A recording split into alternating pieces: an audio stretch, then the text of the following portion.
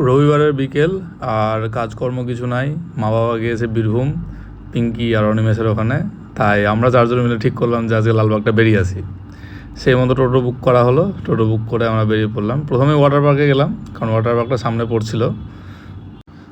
সিদ্ধা এখানকার অ্যাক্টিভিটিগুলো করছিল। আর মেন যে ওয়াটার পার্ক, যেখানে জলের সেই খেলা টেলাগুলো হয়, সেখানকার এন্ট্রি ফি 400 টাকা করে, তাই আমরা ওটা পুরো বাদ করে দিয়েছি। তো এখানে কিছুটা সময় কাটানোর পরে আমরা মতিঝিলে এলাম।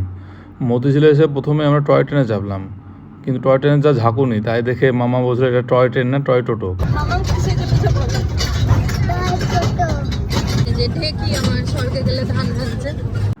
তা যাই হোক, বউয়ের এই ঢেকি নামক অ্যাপ্রিসিয়েশনটা আমি গ্রহণ করলাম। তারপর আমাকে মামার পছন্দের খেলা ট্র্যাম্পোলিন, সেটাতে চাপানো হলো। এবং সবশেষে খাওয়া দাওয়া, সিদ্ধার খুব খিদে লেগেছিলো, তাই ও বললো মোমো খাবো, তাই ওর জন্য নেওয়া হলো মোমো আর আমাদের জন্য নেওয়া হলো চিকেন রোল। যদিও চিকেন নয়, আর সবশেষে একটু কেনাকাটা।